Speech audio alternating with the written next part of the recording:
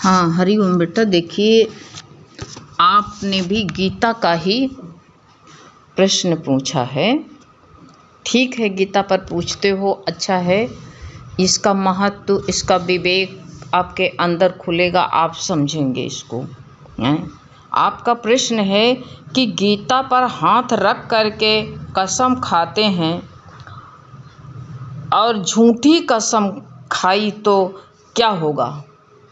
जो कसम खाते हैं गीता पर हाथ रख करके, बहुत अच्छा प्रश्न है कि गीता पर रख करके हाथ रख करके कसम खाते हैं, अगर झूठी कसम खाई तो क्या होगा।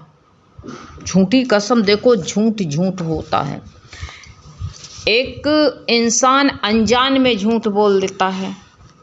कभी ऐसी भी परिस्थिति आ सकती है कि उसके प्राण जा रहे हो और कोई गोली से मारने जा रहा हो उसको, तो अगर झूठ बोल दे तो वो तो कारणवश हो जाता है। किसी कारण से उसने भयवश भी झूठ बोल सकता है, या स्वार्थवश भी झूठ बोल सकता है। किसी अपना स्वार्थ जान, इंसान जब सत्य को नहीं समझता, उसका स्वार्थ में मन रहता है कि, और स्वार्थ से कोई काम बनता नहीं। स्वार्थी इंसान जो होता है उसकी दुर्गति बहुत कठिन होती है, सोच लेना। उसकी सतगति नहीं होगी। क्यों नहीं होगी? क्योंकि वो भगवान की तरफ मुड़ेगा ही नहीं। उसका जो है स्वार्थ पड़ा है संसार में, स्वार्थ सिद्ध कराने में लगा है। और चाहे स्वार्थ सिद्ध भी करा लिए, बटोर कर रख जाए तो क्या उसके साथ कुछ जाएगा, इस रहस्य को नहीं जानता है। इसलिए गीता पर हाथ रख करके कसम खाएगा। और झूठी कसम, झूठ तो झूठ ही होता है। युधिष्ठिर ने झूठ बोला था, आधा झूठ बोला था। इतने बड़े धर्मात्मा थे, धर्मराज थे वो, और जरा सा कहा था कि अश्वत्थामा मारा गया। ये भी कहने जा रहे थे, पता नहीं नरों है कि कुंजल, कोई नर मारा गया है कि कोई जानवर है, लेकिन अश्वत्थामा मारा गया। इतना आधा झूठ बोला था। आधा झूठ के कारण युधिष्ठिर को नरक की गली से ले जाया गया। और नरक के रास्ते में कितनी यातनाएं होती हैं। शास्त्रों ने कहा है कि इतनी यातनाएं भुगतनी पड़ती, ककरीली पथरीली रास्ता और जो है कटीली रास्ता, जलती हुई तपती हुई भूमि में जाना पड़ता है। शास्त्रों ने बताया, न तुम गए न हम गए हैं। शास्त्र कहते हैं तो शास्त्र की बात भी झूठी नहीं होती है। तो उनको नरक के रास्ते से ले जाया गया, जहाँ नरक यातना वाले जो जाते हैं यातना भुगतने के लिए, नरकई जीव, वहाँ से उनको ले जाया गया है। ये सोच लो। ऐसे झूठ बोलने वाले, झूठ कसम खाते हैं तो अच्छा नहीं है वैसे, लेकिन किस कारण से झूठ बोला इंसान। अगर स्वार्थ के कारण झूठ बोलता है तो स्वार्थी चीज जिसके कारण झूठ बोला वो तो उसके साथ में जानी नहीं है। गीता में रख के हाथ कसम खाया तो जो कसम तो खा लिया, क्या उसको पता नहीं जिस चीज़ को पाने के लिए कसम खाया वो जो है उसको जो है वो चीज़ खा सकेगा या इस्तेमाल कर सकेगा, उसको पता है अगला क्षण मेरा रहेगा। ये ना पता होने के कारण वो जानता हम दीर्घ काल तक जीवित रहेंगे, इसलिए गीता की कसम खा लेता है। सत्य से अनभिज्ञ है। अगर सत्य को जरा से भी जान जाए, कहते नहीं हैं धर्म वेदों का देखा ना भाला, और समय खोया पड़ा दुख से पाला, हाथ माथे पर रख रोवन लागा। ऐसा अभागा इंसान जो होता है, जो वेदों का धर्म जानता नहीं, वेद शास्त्र इस इंसान को जगाने के लिए आते हैं। गुरु का ज्ञान जिसको नहीं मिलता, सारा संसार वेद शास्त्र उसको बताते हैं, ऐसा करना चाहिए, ऐसा नहीं करना चाहिए। वेद शास्त्र इसीलिए सब जगाने के लिए आते हैं। और जाग जाएगा तो अच्छे भले को खुद ही समझेगा वो, और नहीं जागता है, सोया ही पड़ा है, मादकता में, अभी धन का मद है, या तो युवावस्था का मत है, या तो लंबे परिवार का है, या तो लंबी जायदाद है, कुछ न कुछ है, उसका भी मद अंधा बना देता, झूठ बोला देता। जरा सी चीज़ के लिए देखो इतनी मूढ़ लोग होते हैं, झूठ बोल जाते हैं, कसम भी खा लेंगे, गीता भर कसम रख करके खा लेंगे। अरे हमने बहुत लोगों को देखा अपने बच्चे का झूठी कसम अपने बच्चे के सर पर हाथ रख करके खाते हुए देखा। उनका क्या हश्र होगा ये सोच लो। अगर संधे में कुछ कर लिया, जो नहीं जानता है वो काम कर लिया तो ठीक, लेकिन कोई जागा हुआ, संत का वचन सुना हुआ, वेद शास्त्र का सुना हुआ, तो उसको नहीं माफ़ी हो सकती। लेकिन जो नहीं जानता है, कुछ इसके रहस्य को नहीं समझता है, हो सकता उसको माफ़ी हो जाए। तो झूठ ही होता है, इसलिए झूठ नहीं बोलना चाहिए। ये जो है अज्ञान के कारण झूठ बोलता है कि हमको थोड़ी ज़मीन के पीछे झूठ बोल देगा, या किसी के 100, 200, 300 रुपया में गवाह मिलते हैं, वकील गवाह ढूंढ लेता झूठी गवाह देने के लिए, और कहते हैं कुछ होगा थोड़ी, तुमको खाली गीता पर रख करके तुमको 2, 4, 500 रुपया दे देंगे, कहेंगे तुम कसम खा दो, हमने ये देखा था, हमारे सामने ऐसे हुआ था। अब उनके सामने कुछ होता नहीं है, झूठे गवाह गीता पर, क्योंकि गीता का महत्व ही नहीं समझते, गीता क्या चीज़ है। इतनी बड़ी कसम खा लेते हैं, वो किराए पर घूम रहे हैं, फिर उनकी दुर्गति कोढ़ी हो करके, बीमार हो करके सड़ के मरते हैं। सोच लो, कर्म काट के कहते नहीं, कोई कहेगा अरे इतना गलत करते थे और देखा कोई जरा सा कोई कष्ट नहीं हुआ, ना बीमार पड़ा, लोग कहते थे 4 पहिया पलटीन करेगा तब मरेगा। ये बात भी स्थूलता की बात नहीं होती, कभी भी अचानक प्राण चले जाते, कोई यहीं कर्म काट के जाता, कोई गठरी बांध के लेकर के जाता, सारे कर्म को अपने बटोर के लेके जाता है। समय नहीं रह गया कर्म काटने का, कर्म भोग करने का समय नहीं हो गया, समय समाप्त हो गया। अब समय समाप्त हो गया, तुम पेपर देने के लिए जाओ परीक्षा में, रास्ते में जाम लग गया, अब जाम लग गया और तुम जो है प्रवेश नहीं हो पाए परीक्षा में बैठने का, तो जब तुम्हारा समय समाप्त हो गया ना, तो अपनी परीक्षा कैसे दे पाओगे तुम। ऐसे जो तुम्हारा समय, मृत्यु का समय आ गया, समय समाप्त हो गया। अब तुमको जो परीक्षा देनी थी, जो तुमने कुकर्म किए थे, काटने थे, भोगने थे, अब तो जो है तुम्हारा समय समाप्त हो गया। बांध के लेकर के जाओ उसको, बांध के लेकर जाता है, फिर दूसरा जन्म मिलता है, जानवर का भी जन्म मिलता है। तो देखो सही बता रहे हैं, सच में हमारे इधर एक प्लाट पड़ा है बगल में, एक गाय जहाँ से गोबर करती है, उसकी योनि और वो स्थान इतना सड़के करीब 1 फुट का घाव हो गया था। ऐसे जो है कीड़े बदबद जिधर जाए कीड़े पटपट चूते जाएं, कीड़े 50-50 ग्राम 100-100 ग्राम इतने पेट भर में कीड़े हो गए उसके, चूते जाएं। एक दिन हमने देखा तो हम फिनाल लेकर के गए और जो है उसके घाव 1 फुट का घाव हो गया, उसके घाव में फेंक करके आए। वो गाय भागी भागी घूमे, फेंक दिया किसी ने किसी तरह से, और जो है उसको कुछ राहत मिली होगी, वही प्लाट में मर गई। फिर जो है उसको नगर महापालिका वाले को फ़ोन किया, इतने कीड़े बिलबिलाएं। फिर जो है मट्टी, एक बोतल फिनाल सब हम लोगों ने दिया, फिनाल डाली गई, तब वो लोगों ने फिनाल डाल करके उसको उठाया।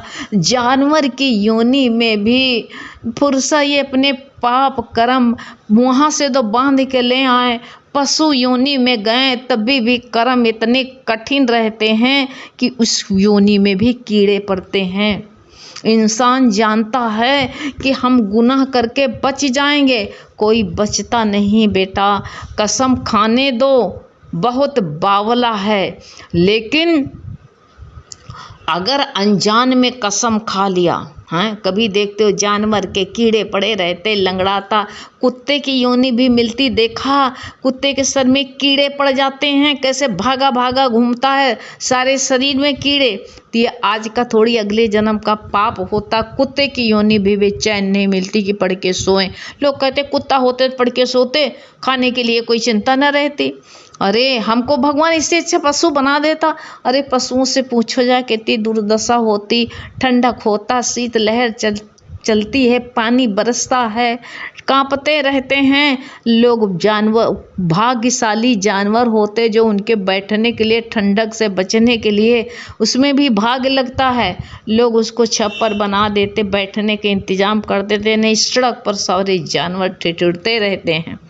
ये कंडीशन होगी तो क्या होगा।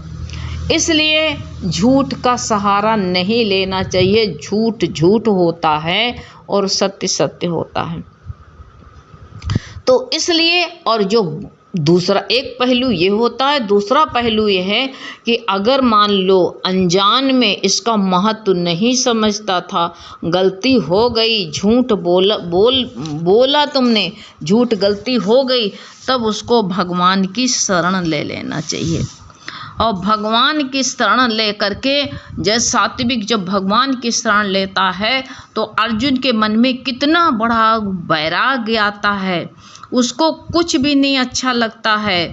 वो कहता है कि हे भगवान, कहते हैं निष्कंटक राज मिल जाए और जो है धन धान से संपन्न राज मिले, देवताओं का अधिपति मिल जाए, मैं इंद्र बन जाऊं, तब भी उस कहते हैं कि जो हमको अपने कुटुंब का शोक लग रहा। सात्विक विचार कैसा आया उसके अंदर। तो कहते हैं मेरी ऐसा सुख मिलने पर मेरी इंद्रियों को सुखाने वाला शोक नहीं दूर हो सकता है। उस धन धान से देवताओं का स्वर्ग मिल जाए तब भी नहीं शोक दूर हो सकता है। हैं भगवान, मतलब मानो भगवान कह रहे हैं कि तेरा कहना ठीक है। भगवान इसलिए कह रहे हैं कि भौतिक नाशवान पदार्थों से कहते हैं कि उसके संबंध से किसी का शोक दूर नहीं हो सकता है। पक्का है, कोई कुछ भी मिल जाए किसी का शोक नहीं दूर हो सकता है। कुछ भी मिले, संसार के भौतिक चीज मिल जाए, धन मिले, राज मिले और जो है स्वर्ग भी मिल जाए, तभी कहते हैं ये भौतिक चीज है। स्वर्ग भी, उससे भी इंसान को दुख नहीं दूर हो सकता है। ये सोच लेना। और होना दूर हो नहीं सकता, होना संभव भी नहीं है। और परंतु कहते हैं कि ये जो विचार इंसान के अंदर आता है तो भगवान कहते हैं कि तू कहते 66 श्लोक में कहा है, तू मेरी शरण में आ जा, तू शोक मत कर, मैं तेरी, भगवान कहते हैं कि जो है मैं तेरे को जो है सब पापों से मुक्त कर दूंगा। और जो भगवान कहती, एक बात और भी भगवान कहते हैं, जो मेरी शरण लेने पर, और कहते हैं कि उसको फिर चिंता रहती है, फिर उसको जो है भगवान की शरण होने पर उसको शोक होता है, तो कहते बड़ी भारी गलती है उसकी। शरणागत हो जाने पर कहते हैं अपने सिर पर, जो भगवान के शरण हो गए, अपने सिर पर बोझा ढोते तभी भी बड़ी भारी गलती है। इसलिए कहते हैं शरणागत के बाद भक्त को लोक की, परलोक की, सतगति की, दुर्गति की, कोई भी बात की चिंता नहीं करनी चाहिए। क्योंकि जब नहीं भगवान के शरण में थे, जब सत्य को नहीं जानते थे, तो वो बात अलग की थी। लेकिन अब गीता की शरण ले ली, भगवान की शरण ले ली, तो भगवान कहते हैं जब तुम हमारी शरण में आ गए, मेरी शरण ले ले हो, तो मैं तुमको सब पापों से मुक्त कर दूंगा। अब ये ना सोचो मेरी सदगति होगी, मेरे परलोक को क्या, इस लोक में हमको क्या होगा, हैं हमका परलोक में क्या होगा, हमारी दुर्गति होगी कि सदगति हो गई, ऐसी चिंता नहीं करनी चाहिए इंसान को। तो और जो ऐसी चिंता करता है तो भक्त वो सही भगवान के शरण नहीं हुआ है, शरण नहीं प्राप्त किया है। भक्त तो कहते हैं कि जो भगवान के शरण हो जाते हैं तो कहते हैं हे नरकासुर का अंत करने वाले भगवान, कहते हैं आपको चाहे हमको स्वर्ग में रखें, चाहे भूमंडल पर रखें, चाहे जहाँ रखें, चाहे नरक में रखें, अर्थात आप चाहे जहाँ रखना चाहें, जो कुछ करना चाहें, इस विषय में मैं कुछ भी नहीं कहना चाहता हूँ। हैं मेरी एक यही मांग है प्रभु कि हे नाथ, कहते हैं हे कमल नेत्र, हे कमल की शोभा को भी फेल करने वाले प्रभु, हे कमल जैसे नेत्र वाले प्रभु, अति सुंदर बताते हैं आप जब इतनी सुंदर हैं तो मैं मृत्यु जैसे भयंकर अवस्था में भी प्रभु आपका चिंतन करता रहूं। हे नाथ, मैं आपके चरणों को न भूलूं। अगर भक्त कहे तो इस बात को कहना चाहिए और नहीं कुछ कहना चाहिए। इस भाव को दृढ़ता से पकड़ लेना चाहिए, स्वीकार कर लेना चाहिए और उसके फिर चिंता और भय शोक आदि के दोष फिर जो है उसके जो है ये कट जाते हैं, ये दोषों का आधार मिट जाता है। कारण कि भक्त की दृष्टि दोष दृष्टि मिट जाती है कि वो भगवान जैसा पहले कुछ भी किया, कुछ भी उससे गुनाह हो गया, ऐसे गुनाह होने पर भी भगवान के सम्मुख होने पर कहते हैं फिर शरीर संसार का आश्रय सब छूट जाता, भगवान के संबंध जुड़ जाता है, तो फिर उसको चिंता करने की क्या बात रहती है। भगवान के शरण होने पर शरणागत भक्त को एक कहते हैं बात ऐसी है, कहते अगर मेरा जीवन प्रभु के लायक ना हुआ, इसके अंदर ये बात आती है, ऐसे सुंदर नहीं बना, मैं शुद्ध नहीं हुआ हूँ, तो कहते हैं मैं भगवान के शरणागत लायक नहीं हूँ, भगवान का कैसे हो सकता हूँ, मेरी वृत्ति ठीक नहीं है, मैं जो है वैसे जैसे हमारी वृत्ति होना चाहिए वैसे मैं नहीं हूँ, ऐसा मानने लगता। मेरी मन बुद्धि इंद्रिया आदि कहते हैं जो है ये शुद्ध नहीं हुई हैं। अरे ये मेरी मन मेरी इंद्रियाँ मेरापन इसमें से हटाना और कुछ नहीं करना है। जब भगवान के अर्पण कर दिया तो मन भी मेरा नहीं है, बुद्धि भी मेरी नहीं, सब भगवान की है। ऐसा विचार होने पर भगवान सब सारे, लेकिन स्वार्थ के कारण जो गीता में हाथ रख के कसम खाया ये ठीक नहीं है। जो नहीं जानते थे तब कसम खा लिया तो कोई बात नहीं थी, अब जब गीता का महत्व समझ लिए हो तो अब कोई ऐसी गुनाह नहीं होनी चाहिए। पीछे जो हो गया मेरा पिछला जन्म था, वो पिछला जन्म को वहीं छोड़ दो, इस जन्म में मत रखो, इस जन्म में मत लो, ये सबसे श्रेष्ठ है। हरि ओम।